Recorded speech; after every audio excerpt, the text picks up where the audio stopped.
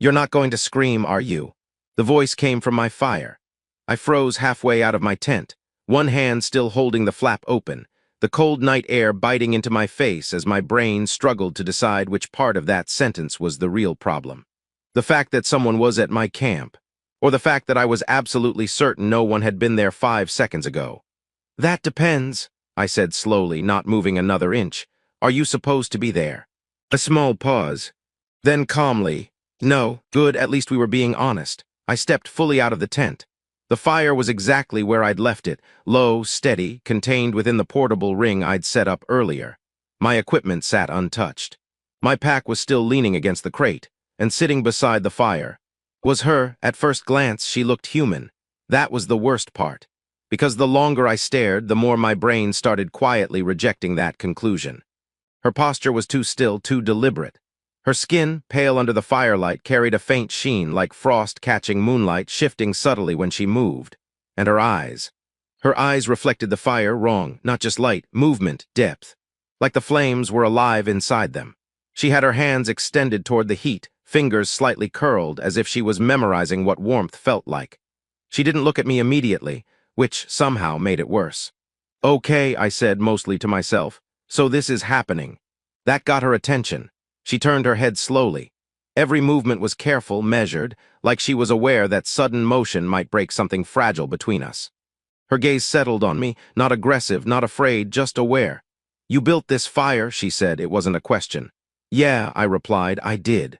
A beat, I'd appreciate it if you didn't steal it. For a second, just a second, something shifted in her expression. Confusion, then. Something almost like amusement. I am not stealing it, she said. I am sharing it. I exhaled through my nose. Right, of course you are. Silence settled between us. The wind moved across the open terrain beyond the camp, carrying that low, distant hum this planet never quite lost. The sound of something deep beneath the surface, shifting, alive in ways the survey reports didn't bother explaining. I finally took a step forward. Then another. She didn't move, didn't flinch, didn't reach for a weapon. That should have been reassuring. It was. Because nothing about this situation followed the rules I was trained to trust. You're not on any of the scheduled drops, I said, keeping my voice steady. No transports came in today, no signals, no. I know, she said quietly, that stopped me. You know. Yes, I frowned slightly. That's not better. She tilted her head, a very human gesture, but again just slightly off. I needed shelter, she said. You had fire. I looked around my camp. Small, temporary, barely enough for one person, let alone. Okay, I said, gesturing vaguely. But there are about 50 kilometers of empty terrain in every direction. You just picked mine. Yes, why? Another pause, this one longer. Her gaze flickered, not away, but inward like she was deciding how much to say. Then, you were closest. I stared at her. I don't like how that sounds. That earned me another faint shift in her expression. There it was again, that almost smile. I crouched slowly near the opposite side of the fire, keeping a safe distance. Up close it was clearer. Her breathing was shallow, controlled, too controlled. And her right arm. I narrowed my eyes. You're injured. She didn't answer, didn't deny it either. The faint glow beneath her skin pulsed once, barely visible like something trying to hide. I pointed. That's not normal. It is for me, she replied. Yeah, I said, that's exactly the problem. For a moment, neither of us spoke. The fire crackled softly between us, the only stable thing in a situation that was rapidly losing structure. I studied her.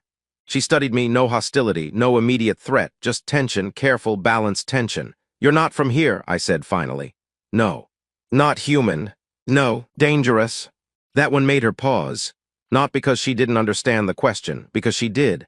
I do not wish to be, she said. I leaned back slightly. That's also not very comforting. Another flicker of that almost amusement. Then, something changed, subtle, but immediate. Her head turned slightly toward the darkness beyond the camp. Her entire posture shifted, still controlled, still composed, but tighter now, alert. I followed her gaze instinctively. What? I asked. She didn't answer right away.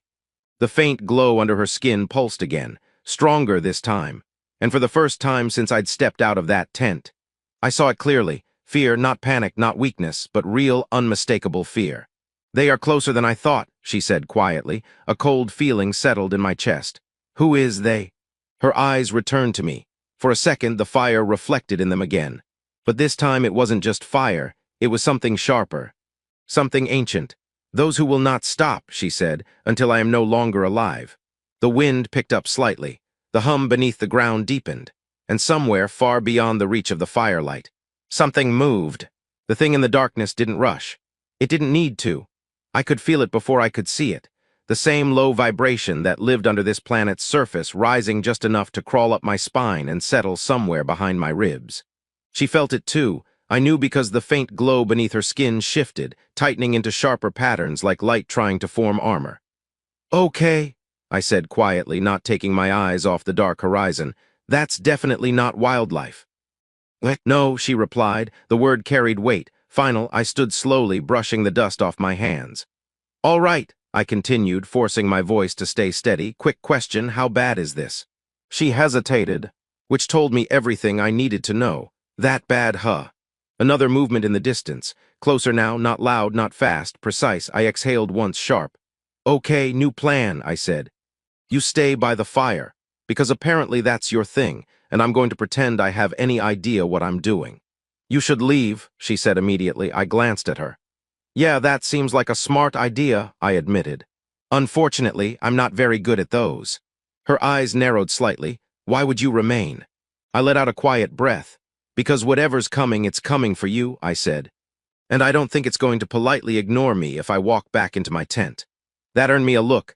A different one, not confusion, not caution, something closer to assessment. Before she could respond, a shape emerged from the darkness. Tall, humanoid. Wrong. Its silhouette shimmered faintly, like the air around it didn't fully agree with its existence.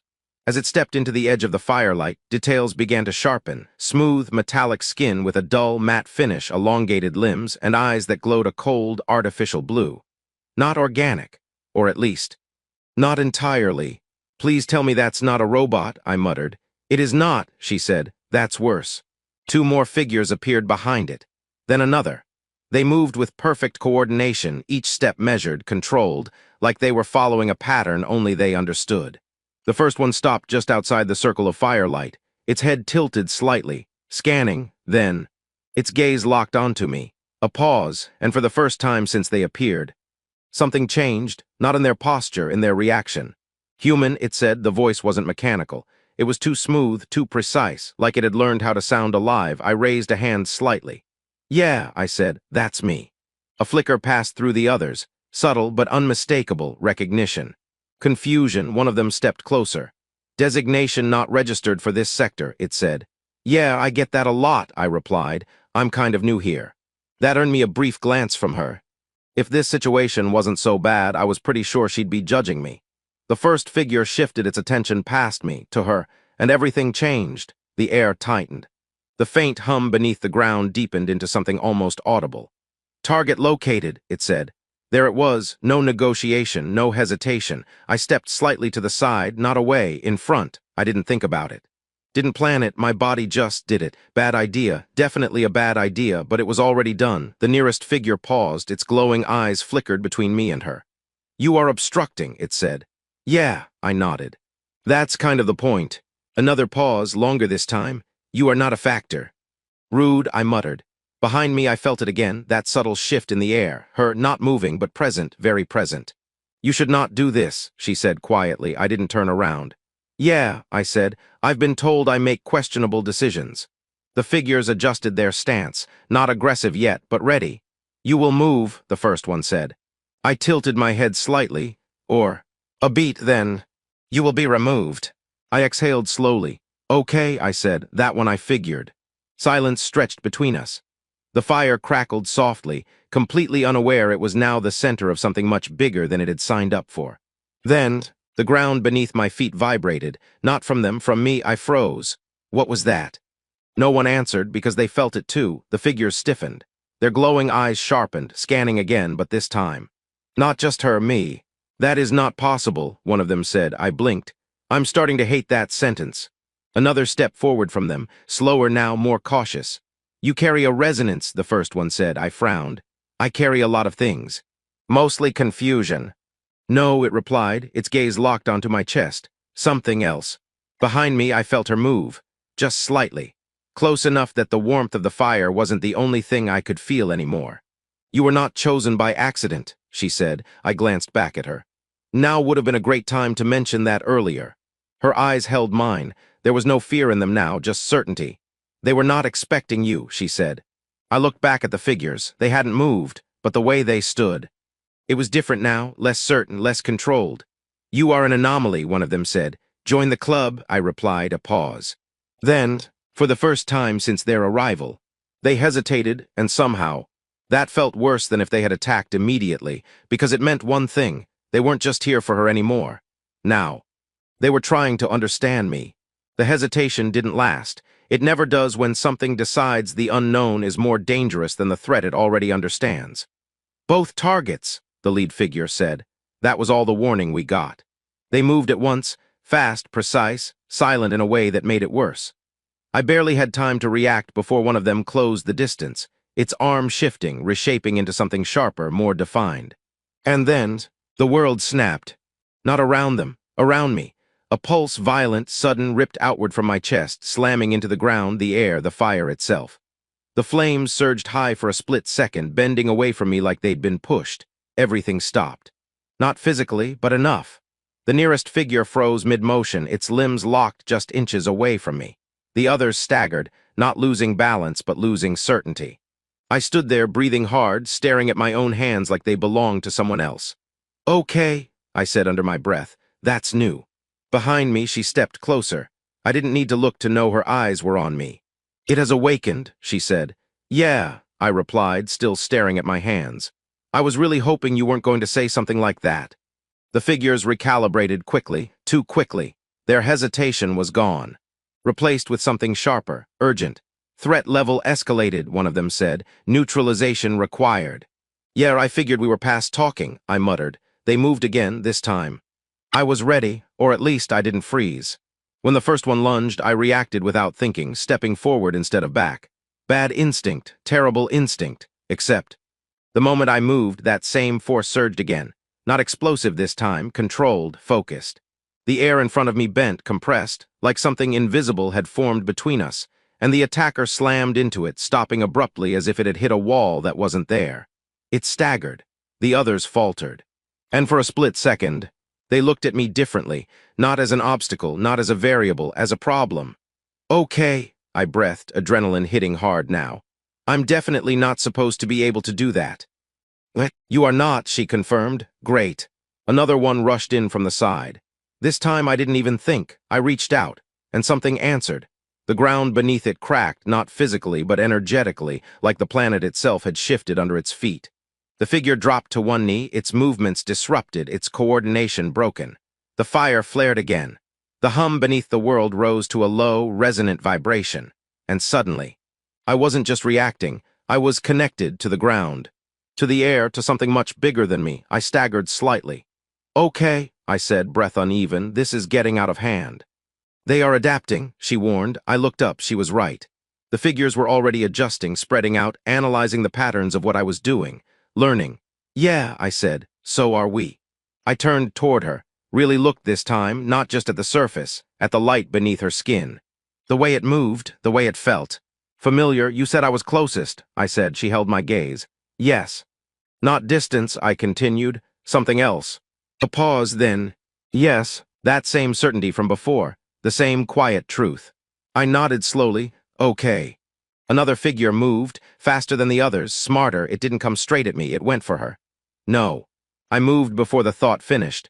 Not with strategy, not with control, just instinct. And this time, I didn't push the energy outward, I pulled it in. Everything, the fire, the ground, the hum beneath the planet, her, me, for one impossible second. It all aligned. The world went quiet, not silent, focused, and then I released it. The shockwave wasn't violent, it was absolute. The figures were thrown back, not destroyed, not shattered, but forced away, their forms destabilizing as if they no longer had permission to exist in that space. The ground settled. The fire dropped back to normal. The hum faded, and just like that, it was over. The figures didn't rise again. They didn't retreat in formation. They simply withdrew, like something had made it very clear. This wasn't their fight anymore. I stood there breathing hard, my body finally catching up to what had just happened. I really hope they don't come back with friends, I muttered. Silence answered me. For a moment I thought I might collapse. But then, I felt it. That same presence, steady, close. I turned. She was standing right there, closer than before. Her expression had changed. Not guarded, not distant, open. And something else, something I hadn't seen from her yet, emotion. You protected me, she said. I blinked. Yeah, I replied. Apparently I do that now. A small breath escaped her, not quite a laugh, but close. You should not have been able to. I'm noticing a pattern with that sentence, I said. She stepped closer, close enough that the space between us didn't feel like distance anymore. It is not just ability, she said softly. It is choice. I looked at her, at the faint glow beneath her skin, now calmer. At the way her eyes held mine, not analyzing, not questioning, understanding. I didn't really think about it, I admitted. That is why it matters, she said. Silence settled around us again, but it wasn't heavy anymore. It was still. The kind of stillness that comes after something resolves. I glanced around the camp. Same fire, same tent, same empty, endless terrain, and yet, nothing about it felt the same. So, I said, rubbing the back of my neck, I'm guessing you're not just passing through. No, she said. Yeah, I nodded, figured. A pause, then I gestured vaguely at the horizon. At least tell me one thing, I said. Are there more of them? Yes, I sighed. Of course there are. Another brief flicker of that almost smile. Then, you may still leave, she said. I looked at her, then at the fire, then back at her. I thought about it, really thought about it, about going back to normal. To quiet, to simple, and for the first time. It didn't feel right. I exhaled slowly. Nah, I said, her head tilted slightly. No. I shook my head. No, I repeated. You showed up at my fire, kind of feels like I'm part of this now. A small silence, then, that same soft, genuine reaction in her expression, not surprise, not disbelief, something warmer. Then you will not be alone, she said. I smiled slightly. Good, I replied, because I have absolutely no idea what I'm doing. The fire crackled between us. The cold night stretched out endlessly beyond, but it didn't feel empty anymore, and whatever was coming. The fire crackled softly, steady against the endless cold, as if it had always been there, waiting for this moment. I glanced at her again, not as a stranger, not as something I didn't understand, but as someone I had chosen to stand beside. Somewhere far above, the sky shifted, thin streaks of light cutting across the darkness, silent and distant, like the universe itself was watching and taking note. They will come again, she said quietly. Yeah, I replied, watching the horizon. I know. A brief silence, then, this time neither of us felt alone in it. I nudged a piece of wood deeper into the fire, sparks rising and disappearing into the night. Next time, I added, a faint smile forming, we'll be ready. She didn't answer with words. She didn't need to.